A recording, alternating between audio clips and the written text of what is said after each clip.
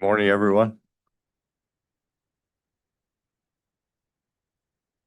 Jerry, you want to call the roll?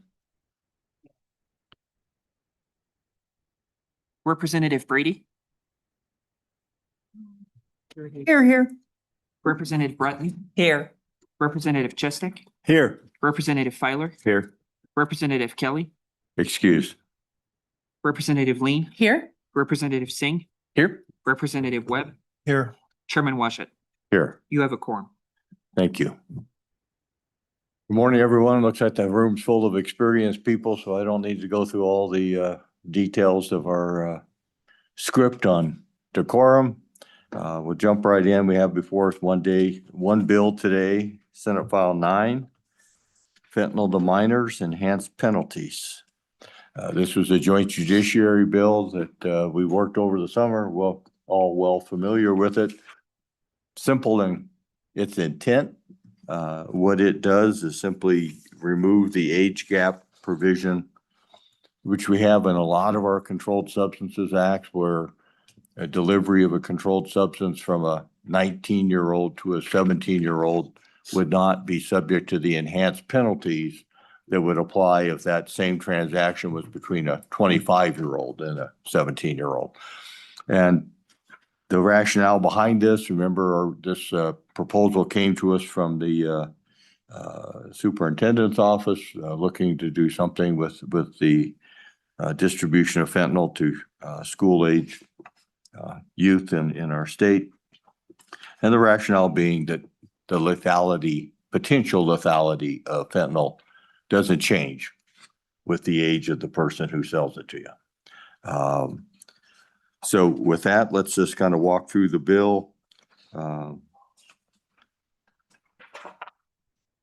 Page 1, a person 18 years of age or over who violates the Controlled Substances Act by distributing methamphetamine or a controlled substance in Schedules 1 or 2, which is a narcotic drug, to a person under 18 years of age who is at least 3 years his junior, is punishable by a fine authorized by statute up to twice that authorized otherwise, except as provided in subsection C. So there we're carving out the age gap that applies to all the other controlled substances deliveries. And then we jump into section C on page 3. Any person who is at least 18 years of age or who violates the Controlled Substances Act by distributing fentanyl to a person who is under age 18 is guilty of a felony punishable by a fine authorized by statute by a term of imprisonment up to twice that authorized for other deliveries, or both. As used in this section, fentanyl includes fentanyl and any isomer, ester, ether, salt of isomers, ester, ethers of fentanyl, whenever the existence of these isomers at all is possible within a specific chemical designation of fentanyl. So that's what the bill does.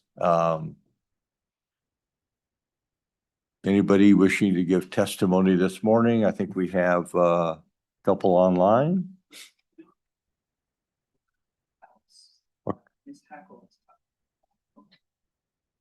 Okay, so bring in Ms. Callis.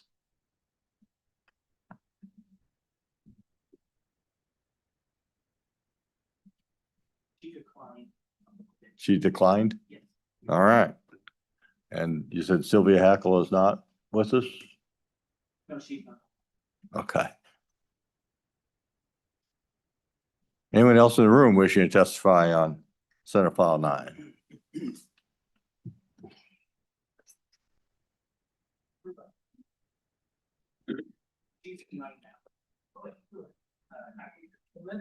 She's on now? All right, we'll bring in Sylvia Hackle.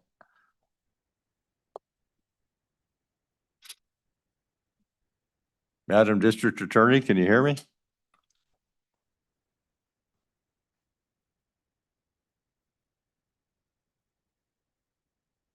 There she is. Good morning, Madam District Attorney. Good morning. My apologies. I had to be officially promoted to panelist as opposed to attendee. All right. Please introduce yourself officially for the record and then tell us what you want us to know about Senate File 9. Thank you, Mr. Chairman, members of the committee. My name is Sylvia Hackle. I'm the Laramie County District Attorney, and I am appearing here on behalf of the Wyoming County and Prosecuting Attorneys Association. The association members have voted to support this bill. We believe that anything that will help us both prosecute those who provide fentanyl to minors and perhaps even deter one person who says, uh-oh, if I sell this drug to this kid, I'm going to be facing stiffer penalties, then we think the legislation is worth it. Particularly now that so much fentanyl is moving its way into drugs, other drugs. You know, it's being combined with other drugs. I'm not a specialist in that area, for which I am grateful, but it is a real danger. So we just want you to know that across the state, we support this piece of legislation and hope you will move it forward. And I can stand for any questions. Questions for the DA? Madam DA, when we have a case, as you mentioned, where we have fentanyl mixed in with something else, is there going to be an issue in prosecuting if the person who sold the drug, how do we prove that the person who sold the drug knew that there was a fentanyl mixture? Is that required under the law? Well, Mr. Chairman, it would be required that we prove that the defendant knew he was selling a controlled substance, knew what the controlled substance was, and then in this case, knew that the recipient of his sale was a minor. So yes, we're going to have to be able to prove that the substance that he knew it was fentanyl. I'm not exactly sure in every case how we would do that. Often we back up a step, for lack of a better word, and say to or find out, you know, where did the defendant get the drugs? And so we may find out from that. It maybe the form, the shape, the design of the drug, maybe classic fentanyl. So will there be cases where the drug is later found to have contained fentanyl and we can't prove that that defendant knew it was fentanyl?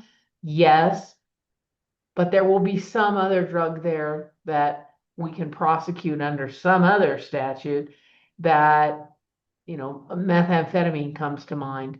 So I can't promise that every time somebody sells a drug laced with fentanyl to a minor that we'll be able to use the statute. But in those cases that we know it's fentanyl, it will be helpful.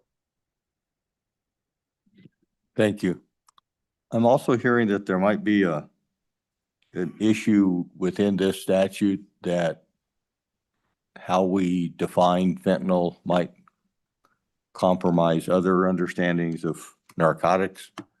Have you caught any language in the bill that you find problematic? I have not, Mr. Chairman.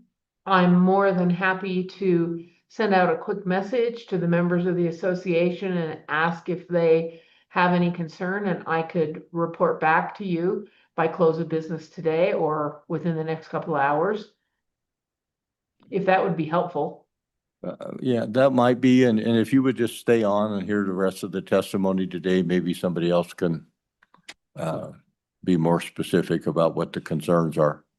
Thank you, Mr. Chairman. The other thing I will do is talk to the attorney in my office, who is the HIDTA attorney, high intensity drug trafficking area attorney, and he prosecutes most of our drug cases.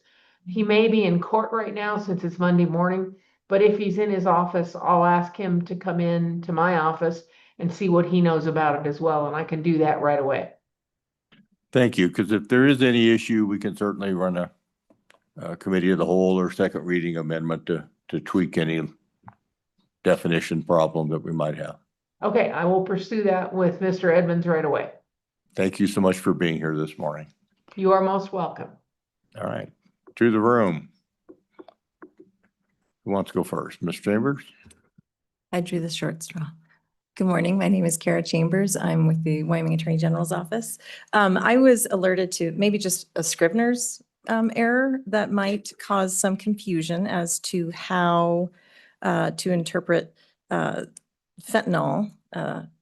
And the proposed suggestion that we have is on, if I can direct your attention to page 2, lines 6 and 7, which is the additional Could you except just as speak right into provided. the microphone? I'm so sorry. For some reason, having a hard So time sorry. hearing you this morning. If you could, well, I don't know why. It's not like you worked all weekend.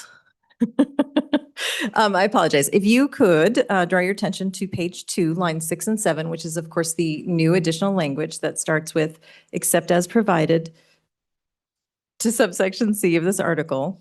And the suggestion was to move that to line 15 on page 1. So instead of in the middle of that section, to move it to the beginning.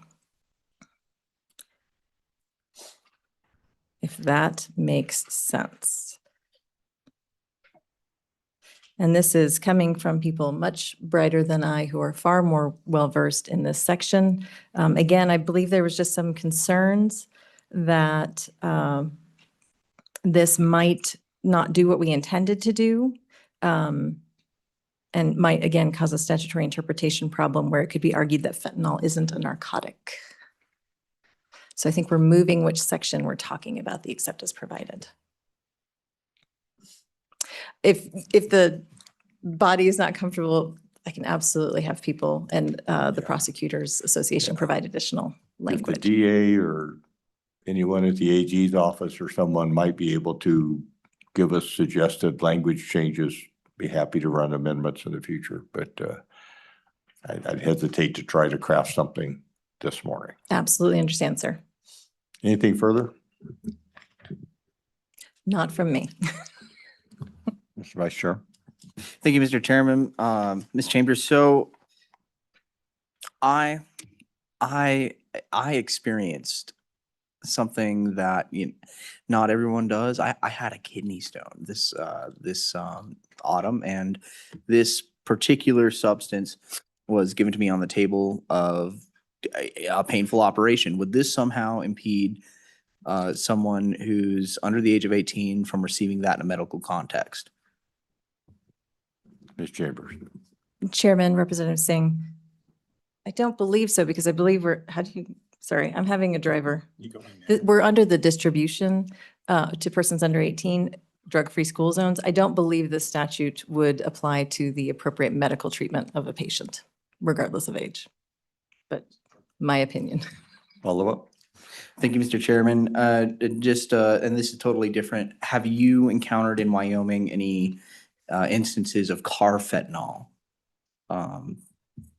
It sounds similar, but it's over 100 times potent. And so I just wanted to ask you that. Thank you. Ms. Chambers? Chairman Washit, Representative Singh, I would defer to the law enforcement and the prosecutors on that question. Sorry. I have heard that the state crime lab did have at least one confirmed carfentanil case the last year. And what I don't know is whether this language of the salts, isomers, esters, and, in the definition of what is fentanyl, whether that is broad enough to capture carfentanil. Not having a chemist before us, maybe, but I think that was, we did discuss that during the interim, if you might remember, and I think that was the response we got from the LSO staff, was that all of that additional language about defining what is fentanyl would be broad enough to also capture carfentanil. Thank you, Mr. Chairman. Yeah, I've been thinking a lot about synthetic opioids, and there are a variety of synthetic opioids that are out there and in the market. And so if we can somehow nip this all in the bud simultaneously, that'd be great. Mr. Thompson, welcome this morning.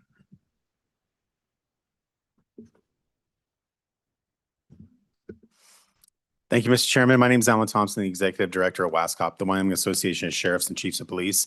I would just like to point out that our membership have supported this concept and been appreciative of being part of the discussion through the interim and into speaking upon the topic today. We would support any kind of changes to the bill that make it stronger and appropriate to the intent of the law, but defer to the prosecutors and the scientists for that expertise.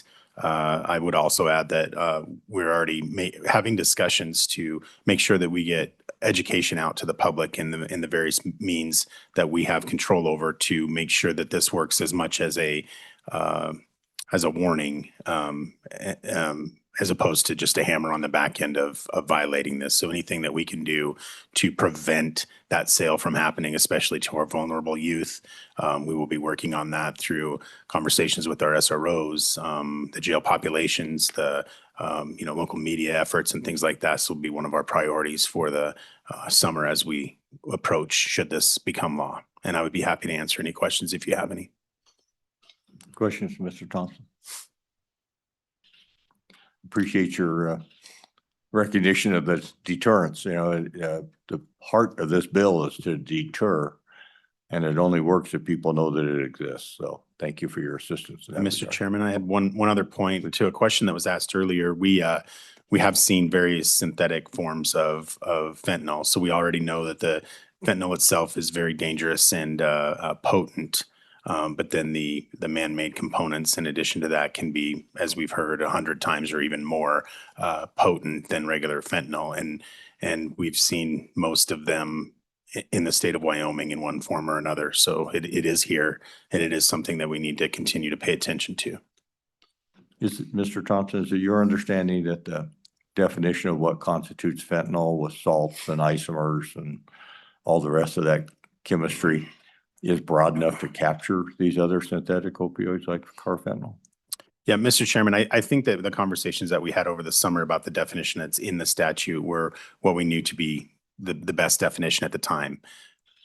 What future court cases tell us might be a little bit different, but in that rapidly evolving world, I think that based on the professionals that I've talked to, this definition is the best that we had over the last year. Yeah, my last chemistry class was a long time ago. All right, thank you so much. Good morning. Good morning, Mr.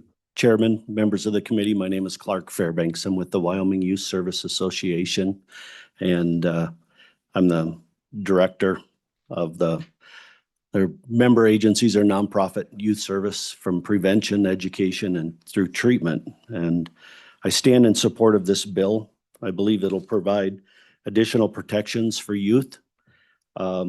We see every day the impact of substance use and abuse on children and families. But speaking to this specifically, I think the goal is to provide additional protections for our kids. They often feel that they are immune from the risks that they face.